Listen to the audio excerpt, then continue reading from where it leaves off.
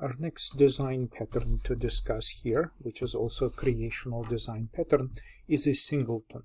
So basically, the singleton is a class in the system that is trying to restrict manufacturing multiple copies of itself. Why would you want something like this? Basically, you have a class.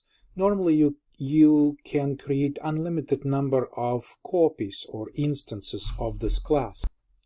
Well, the reason for something like this could be that you can have license restrictions. For instance, you can have license for a certain type of commercial database, and that database allows you to make only one connection at a time. So essentially, all of the clients, all of the customers, users of your system, supposed to have sequential access to this type of object which represents the database connection. So how can you do something like this? So basically, it will have what this class will have. It will have a static. Basically, in its data section right here, it has a static reference to itself, like this. And the constructor, right, the new operator, is made private. So nobody in the system, other classes right here, cannot create copy of this object because its constructor here is private, minus new, right? So we can have a constructor here, a constructor operation for this singleton class, which is made private. Then instead of creating this object directly, you can have an operation right here in this singleton class that's called get instance, right? So get instance, and this is also a static operation, just like this static member is. And so the first time the client calls get instance, the copy of this object is created, right? So the copy of the singleton object is created in memory. Right, so these are my class diagrams, and this is the physical object in memory. And so it gets this reference, right? So it basically it stores in a static data member, which is basically sitting on the sideline, right? In the static data member, it has a reference to this object. And the next time the client calls get instance, the existence of this object is checked. And instead of making new copy of this object, this reference is returned back to the client. So no matter how many times the client is trying to say, give me copy of this object, instead it's going to get the same reference to the same object all these times, and will be using just one object. So it's kind of interesting concept of restricting copies of a singleton design class, design pattern. So we have a class that restricts its copies. So let's take a look at how it collaborates with everybody.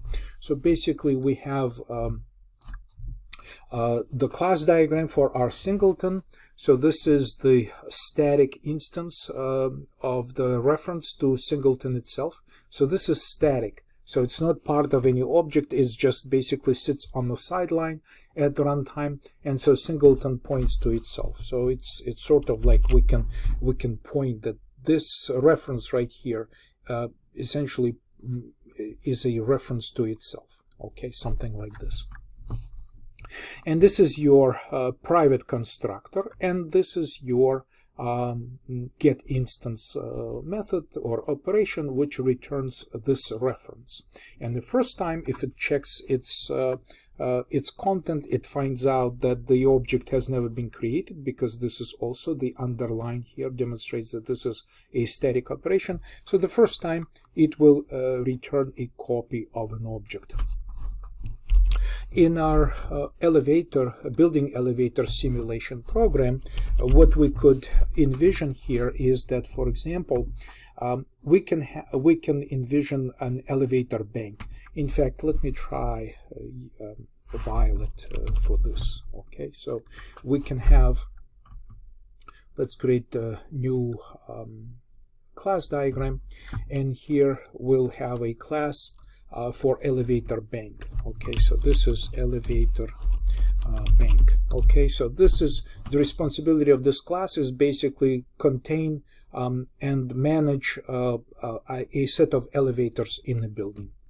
Okay, so then the next class example will be an elevator. Okay, so we have an elevator. We also have a class named floor, which represents the building floor. We can also have a class named visitor. So this is an actual visitor to the building, and we can of course have a lot of visitors. So let's make this class diagram very quickly.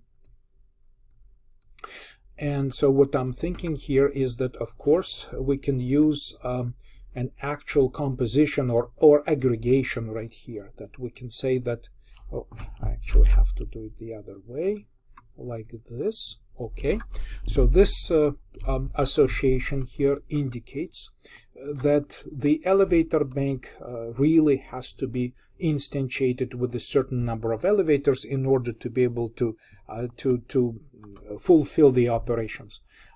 Okay, so then both visitors and floors may have to communicate to the elevator bank in order to call the elevator to a certain floor, or the visitor, if it's riding the elevator, it also needs to be able to communicate that it wants this elevator to go to a certain floor.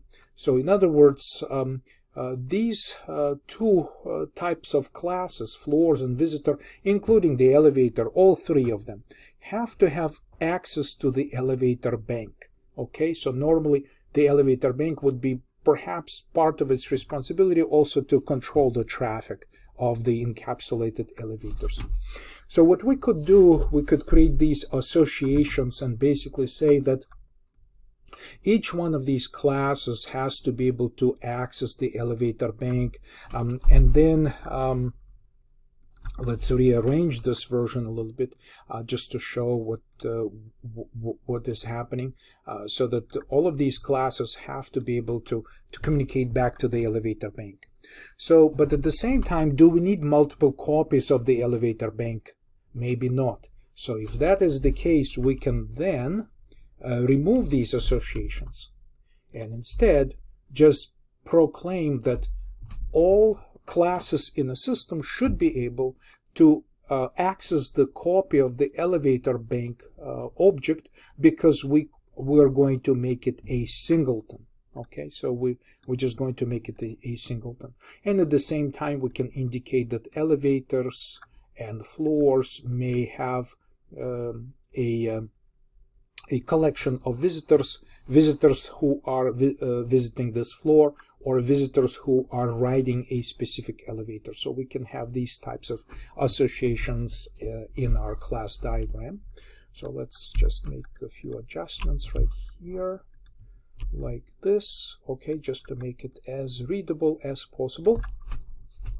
And so this is the idea, to perhaps recognize that the elevator bank class may be a good candidate to become a singleton object in our class design, in our set of structures in memory that we're going to design for our elevator simulation right here. So let's take a look at the example of this in actual, look at the actual Java code that would make an elevator bank a singleton class.